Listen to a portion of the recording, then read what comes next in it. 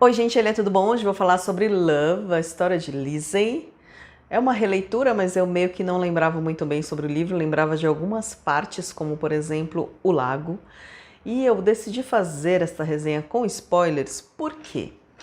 Porque tem muita coisa a ser dita, e aí como que eu ia fazer sem spoilers? Talvez seja com pouco spoilers, nem tanto, enfim. O que acontece? Vamos começar sem, caso você não conheça a história, eu vou contar rapidinho como que é a história desse livro. A Lizzie, ela era casada com um escritor famosérrimo, famoso, enfim, ganhava muito dinheiro, tal, tanto que ela não tem nenhum problema aí financeiro, mesmo depois que o cara já morreu, ela, enfim, sabe, vou ter dinheiro o resto da vida, é isso.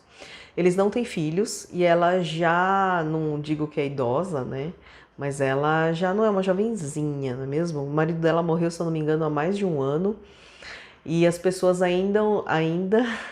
e as pessoas gente, e as pessoas ainda chegam nela quando encontram, ai, você era esposa desse escritor, que coisa, né? Meus pêsames, como se fosse no dia anterior, sabe? É uma coisa que ela fala bastante aqui.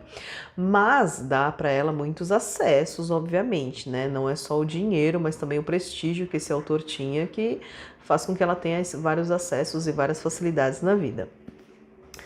Enfim, a gente está acompanhando a parte que ela decidiu finalmente ver ali no escritório dele se tem algum manuscrito, alguma coisa, o que ela pode jogar fora, o que ela vai fazer, enfim, tem muitas universidades aí assediando ela, né, abordando ela sobre escritos inéditos que ela gostaria de doar para pesquisa.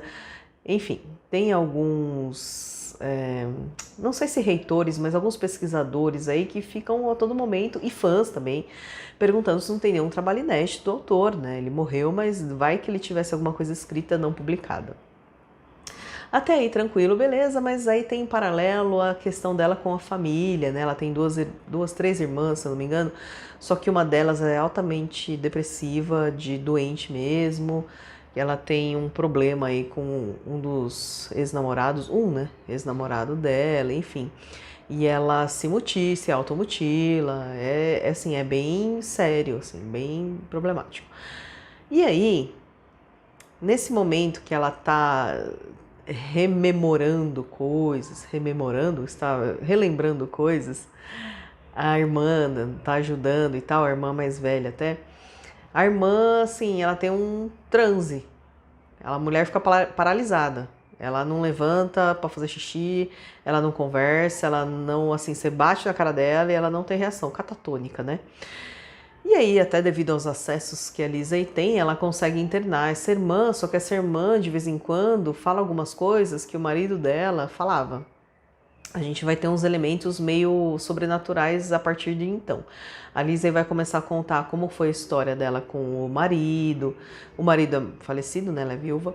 Então, assim, como foi quando eles se conheceram, como foi a relação deles, o jeito que ela tinha que ficar acompanhando, tinha não, né, mas que ela gostava também não é o termo, mas que ela acompanhava ele nas turnês, né, escritor costuma ir fazer palestra em tal lugar, vai fazer inauguração de biblioteca universitária, enfim, vai ler o primeiro capítulo do livro em algum lugar. E ele especificamente realmente escrevia sobre livros de terror. Olha aí, Stephen King escrevendo sobre ele mesmo, né? Então, assim,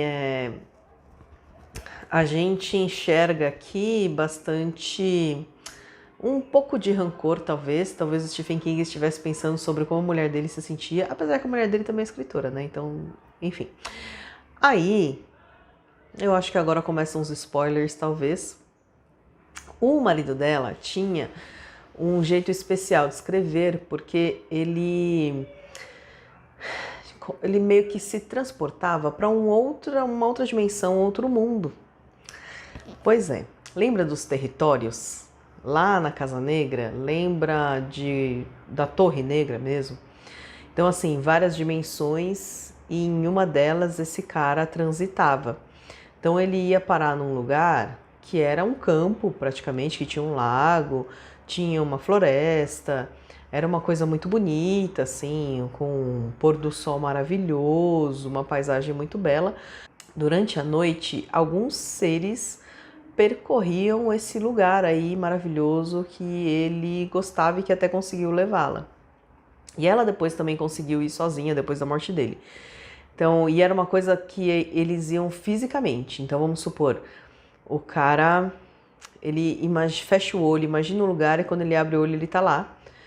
E fisicamente ele não está mais aqui entre nós, entendeu? Então, o que acontece? Às vezes ela estava dormindo com ele e aí ela acordava e via que a cama estava vazia. Aí ela ia no banheiro, ver se ele estava lá, quando ela voltava ele estava na cama. Então é uma coisa meio assim, no começo, antes dela descobrir onde ele ia, porque as pessoas viviam perguntando também, de onde você tira inspiração pelos seus livros de terror e tal? E ele logo falava que era de um lago, tipo algo do tipo. E nessa coisa aí, nesse mundo que ele ia, tinha um lago mesmo, que era um lago que até depois ela ajudou para meio que curar a irmã. Então assim, a gente tem essa criação desse mundo paralelo que é muito louca e bem interessante, como a Lizzie pôde usar esse mundo paralelo para se beneficiar, como as pessoas podem ser inconvenientes, né? O marido dela morreu e as pessoas continuam entrando em contato para ver se tem alguma coisa que pode ser aproveitada, sabe? É uma coisa muito chata mesmo. E a gente consegue ver isso no livro de Stephen King, ele consegue passar muito bem esse sentimento aí que ela tem. E a questão de que, por exemplo, ele não vai explicar os motivos. Meu, como que esse cara tem acesso a esse lago? Que história é essa? Então, ele conta coisas da infância dele, que ele viveu com o pai e com o irmão, que, assim, contam o histórico de tudo, mas a gente não sabe por que a família dele é assim, né? Ele vive falando aqui que o pai dele sabia que a família era assim, quando ele casou com ela, ele falou que não era para eles terem filhos, que se ela quisesse ter filho não era para casar com ele. Então, assim, tem toda uma história por trás da família dele, acho que até por isso que ele consegue chegar nesse lugar aí. E, assim, óbvio, aquela história trágica, chocante que o Stephen King adora colocar como um elemento surpresa aí dos livros dele. Esse livro aqui me deixou interessada, na verdade, mais pela história do lago, da história desse mundo paralelo. Mas, como um livro assim, meu, desse tanto de página, que nessa edição do Pontos de Leitura, temos aí 675 páginas, escreveu demais. Mas não é ruim, sabe? Eu acho que aqui a gente tem os elementos sobrenaturais e os naturais, né? Os naturais é de que pessoas querendo aí pegar o material do cara, o drama que a Lizzie sofre com a irmã e com a relação com a família, a história da infância meio perturbadora do autor, do marido da Lizzie, só que a gente sabe os motivos depois. Eu gostei desse lance, desse elemento de ter o lago, que o cara, não é bem o lago que inspira ele, mas todo lugar que ele vai nessa outra dimensão. Então isso é muito louco, é igual aquele do Rose Madder, que tinha o quadro, que a mulher entrava no quadro. Então é tipo algo do gênero, sabe? Então isso eu gostei, interessante, óbvio, aí tem a cara toda do Stephen King, esse lance sobrenatural e tal, e eu achei muito interessante também. E eu lembro que na primeira vez que eu li Oceano no Fim do Caminho, que é do Neil Gaiman, e os dois eram mais ou menos parecidos, assim. Depois eu vou até reler também o Oceano no Fim do Caminho para tentar comparar um pouco, assim. Mas esse aqui é um livro que eu diria que ele é, assim, um tanto nostálgico, né? Porque, assim, ela tá sozinha, o marido já morreu, ela tá remexendo naquelas caixas, aí tem várias lembranças e tem esse lance de ir para outra dimensão. Então, eu gostei bastante do meio não, sei lá, 2/3 para frente do livro, tem a parte de um cara, assim, psicopata que tá atrás dela, querendo o material do marido. Enfim, acho que tem bastante elemento bom, só que não é um livro que eu amei, não sei o motivo. Eu gostei porque tem essa parte do lago, como eu disse, mas não é um livro que eu amei. Mas, sim, recomendaria a leitura para alguém que gosta dos livros de Stephen King, principalmente nessa parte do sobrenatural dele, e alertando que tem aquelas coisas chocantes que ele às vezes coloca de elemento. Não tão chocante quanto It e nem desnecessário, mas chocante. Então é isso, gente. Este aqui, seguindo a ordem dos livros, Stephen King, dos romances em ordem cronológica, foi Love. Agora o que eu vou ler vai ser Duma aqui. Na verdade, eu estou lendo. Ele tá um pouco devagar? Está. Tô na página 98 ainda. Por quê?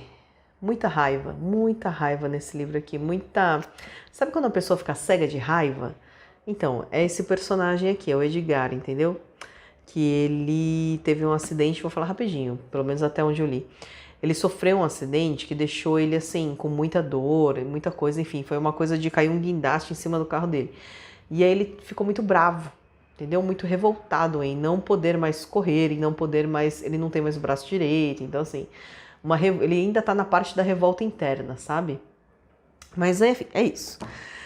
Vamos seguindo. Então é isso, gente. Espero que vocês tenham gostado. Se inscreva no meu canal, dê um curtir. Se você já leu Oceano no Fim do Caminho, Elysée, Love, a história de Elysée, me conta se tem alguma coisa a ver mesmo. Porque eu lembro que quando eu li os dois, um na sequência do outro, eu fiquei com isso na cabeça. Eu falei, olha, os escritores meio que, entendeu? Tanto o Neil Gaiman quanto o Stephen King nesse caso. E é isso. Até o próximo vídeo.